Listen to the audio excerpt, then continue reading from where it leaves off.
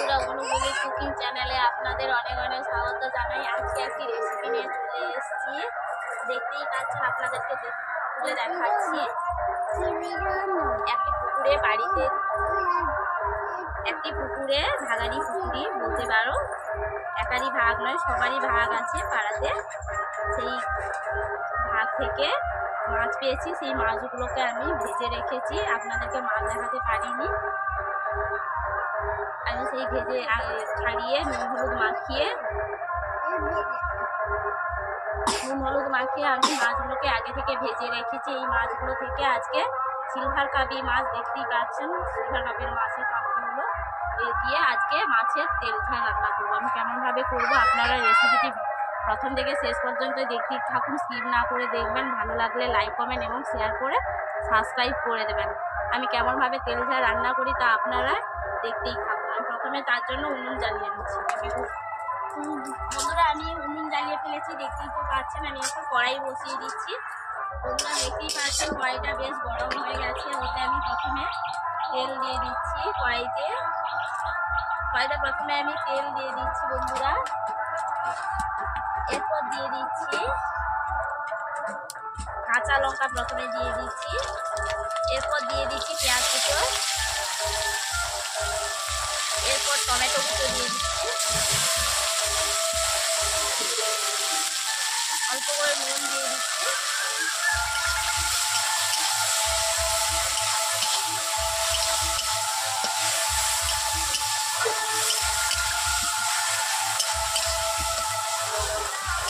পেঁয়াজগুলোকে আমি হালকা করে ভেজে নেব, যেহেতু তেল ঝাল রান্না করবো তার জন্য আমি বেশি পেঁয়াজগুলোকে ভাজবো না।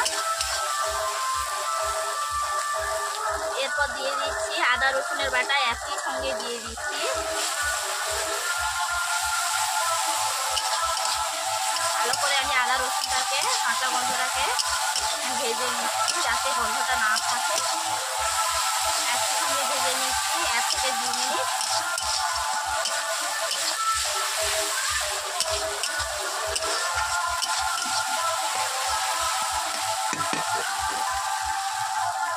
এরপর দিয়েছি হলুদ গুঁড়ো, এরপর দিয়ে দিচ্ছি লঙ্কা গুঁড়ো। বেশি জ্বালানি দেবো না, আমি অল্প আঁচেই রান্না করছি, যাতে মশলাটা পুড়ে যেতে না পারে। তার জন্য আমি জ্বালানিটাকে টেনে নিলাম একটু।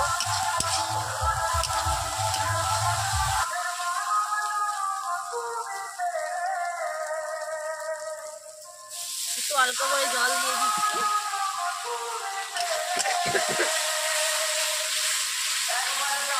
জল দেওয়ার পর এইভাবে আমি একটু অল্প করে নেড়ে নিচ্ছি 1 থেকে 2 মিনিট।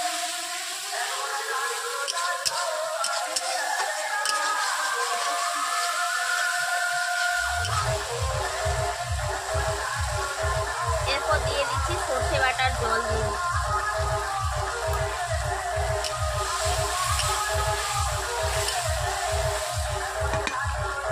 আর একটু অল্প করে আমি জল দিচ্ছি বন্ধুরা।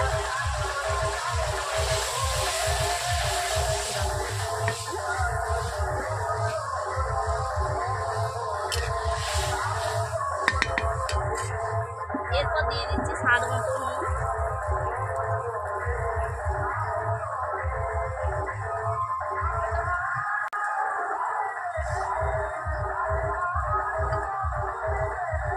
বন্ধুরা, দেখতেই পাচ্ছেন এই ভেজে রাখা মাছগুলোকে আমি দিয়ে দেবো ঝালের মধ্যে, তেল ঝালের মধ্যে। তেল ঝালটা ফুটছে, দেখতেই তো পাচ্ছেন। এরপর আমি এক এক করে মাছগুলো দিয়ে দিচ্ছি।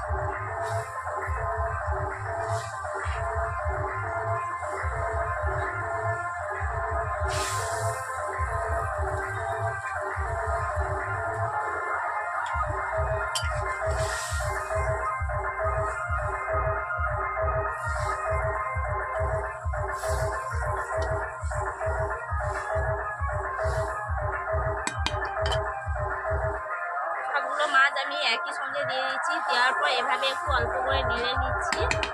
এরপর আমি ঝালটাকে 2 থেকে 3 মিনিট ফুটিয়ে নেব। বন্ধুরা, দেখতেই পাচ্ছেন আমি ঝালটাকে 2 থেকে 3 মিনিট আমি ফুটিয়ে নিয়েছি। ঝালটা কেমনভাবে মাখা মাখা হয়েছে। আমি যেমনভাবে রান্না করলাম আপনারাও এইভাবে মাছের তেল ঝাল রান্না করবে, দেখবেন এক তরকারি দিয়ে ভাত খাওয়া হয়ে যাবে। ভালো লাগলে লাইক কমেন্ট এবং শেয়ার করতে অবশ্যই ভুলবেন না, পারলে সাবস্ক্রাইব করে দিও। কেমন হয়েছে তেল ঝালটা কমেন্ট করে অবশ্যই বলবেন। আমি এখন তেল ঝালটা রান্না করা কমপ্লিট হয়ে গেছে, আমি থালার মধ্যে ঢেলে নিচ্ছি।